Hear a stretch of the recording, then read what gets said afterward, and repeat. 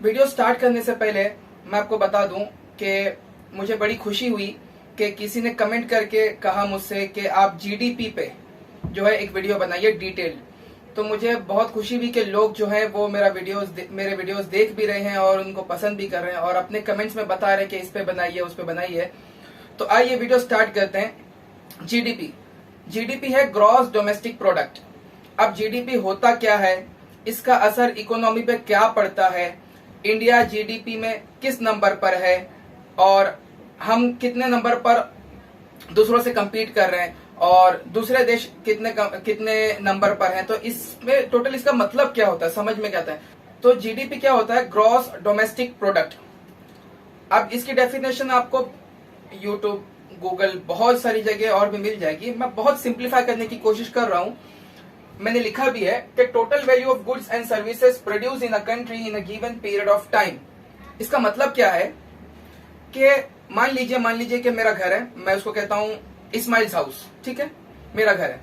तो मेरे घर में मान लीजिए कि मैं अचार बनाता हूं और अचार से मेरी जो इनकम होती है, तो इस्माइल के घर की जीडीपी मान लीजिए कि 1000 रुपए, तो 1000 रुपए इस्माइल के घर की जीडीपी होगी, ठीक है। तो ये मेरे घर में जो प्रोड्यूस हो रहा है तो उसकी क्या मॉनेटरी वैल्यू है, उसको कहते हैं जीडीपी। इसी तरह समझिए कि इंडिया में एक साल के पीरियड में, क्योंकि जीडीपी ईयर वाइज काउंट होती है, तो एक साल के पीरियड में इंडिया में कितने गुड्स और सर्विसेज प्रोड्यूस होते हैं। अब गुड्स एंड सर्विसेज मैं आपको आगे समझाऊंगा। तो उसके टोटल जो वैल्यू है उसको जीडीपी कहते हैं। अब जीडीपी जो है वो चार फैक्टर्स पर उसको देखा जाता है। सबसे पहला है political boundary. Political boundary geographical boundary से थोड़ा अलग है। देखिए, मैं एग्जैक्ट तो नहीं बना पाऊंगा, समझाने के लिए बता रहा हूं।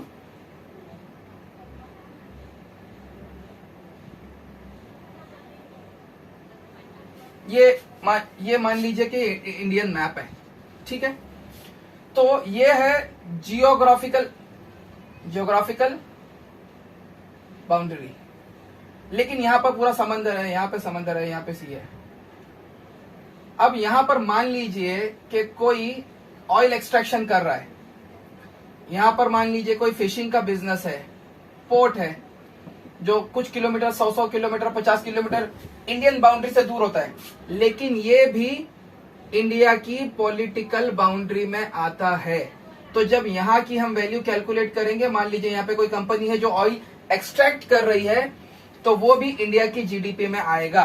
तो सबसे पहले ये कि जो चीज जिस देश के लिए देखी जा रही है, अब मान लीजिए इंडिया की जो प्रोडक्शन है, हम उसको चाइना की प्रोडक्शन में नहीं देखेंगे, ऑस्ट्रेलिया की प्रोडक्शन में नहीं, इंडिया की चीज हम इंडिया में देखेंगे और उसी के हिसाब से जीडीपी निकलेगी।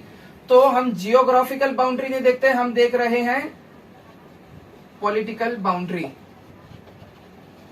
ठीक है। मतलब इंडिया के अंडर में आ रहा है ये हिस्सा भी। तो यहां पर अगर फिशिंग हो रही है और उससे बिजनेस के पैसे जनरेट हो रहे हैं, यहाँ पे ऑयल एक्सट्रैक्शन हो रहा है, पेट्रोल है, डीजल है, तो जब ये सब चीजें हो रही है तो ये भी इंडिया की जीडीपी में काउंट होगा।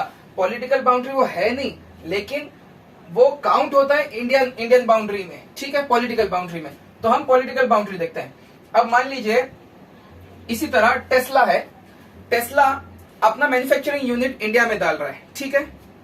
तो कंपनी है अमेरिका की और उसका मैन्युफैक्चरिंग यूनिट और वो कार प्रोड्यूस कर रहा है इंडिया में, तो ये कौन सी जीडीपी में काउंट होगा, इंडियन या अमेरिकन?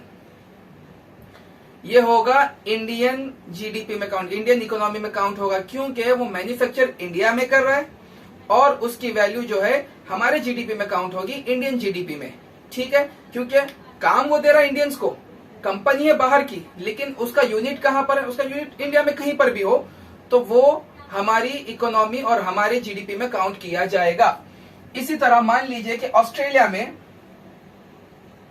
इंडियन एम्बेसी है और इंडियन एम्बेसी जो वहां पे काम कर रही है, उससे जो फीस कलेक्ट कर रही है, जो पैसे जनरेट हो रहे हैं, बंदा एम्बेसी में जो काम कर रहे हैं, और एम्बेसी है कहां, ऑस्ट्रेलिया में है, चाइना में है, अमेरिका में है, यूरोप, इंग्लैंड, बहुत सारी जगह, लेकिन वो है कहां पर, बाहर कंट्रीज में। लेकिन पॉलिटिकल बाउंड्री वो इंडियन पॉलिटिकल बाउंड्री में आएगा।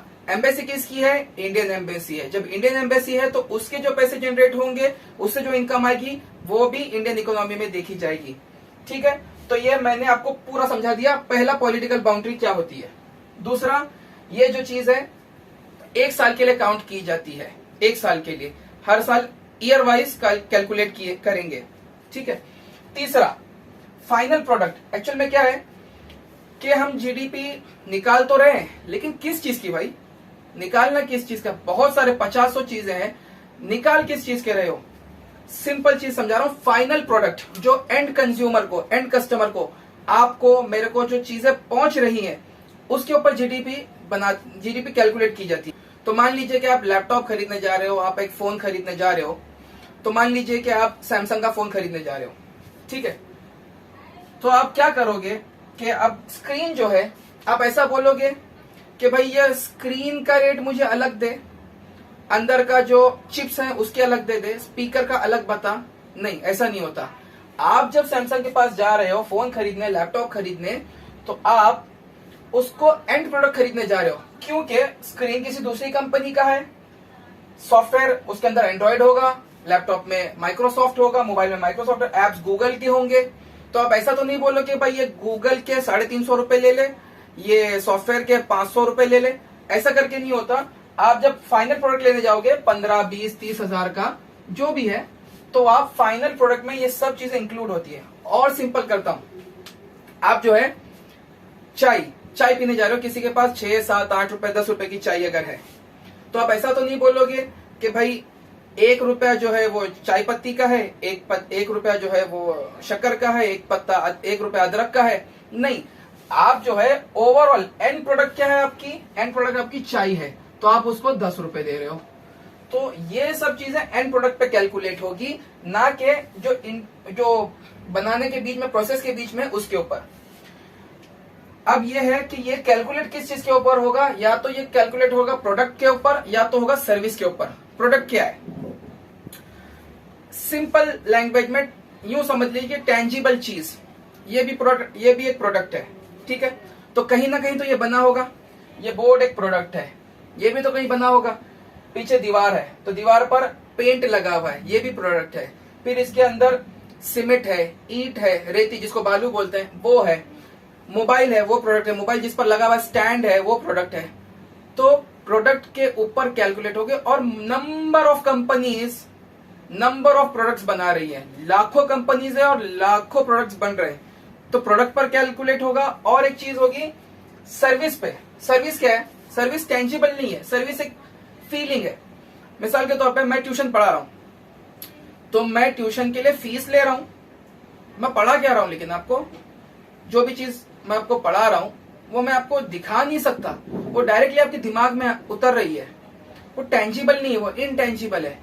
तो मैं आपको किसी चीज की सर्विस दे रहा हूं। आप एक रेस्टोरेंट में जा रहे हो, ठीक है, तो रेस्टोरेंट में जब आप खाना मंगाते हो, तो आप जिस चीज के लिए पे कर रहे हो वो प्रोडक्ट क्या है? वो खाना, वो प्रोडक्ट है, आप उसको हाथ लगा सकते हो, ठीक है, वो प्रोडक्ट है, एंड चीज।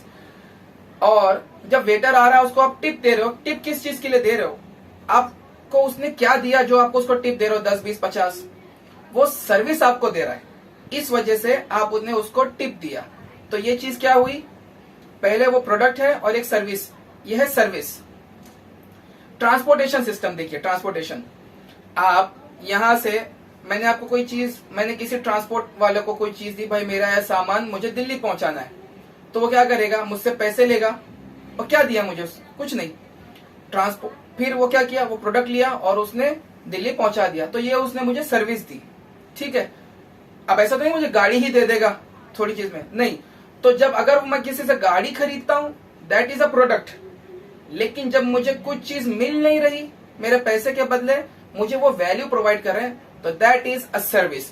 तो हम 4 चीजों पर ये चीज कैलकुलेट करते हैं। अच्छा, ये तो समझ गए कि जीडीपी होता क्या है। अच्छा, जीडीपी की जरूरत क्यों है?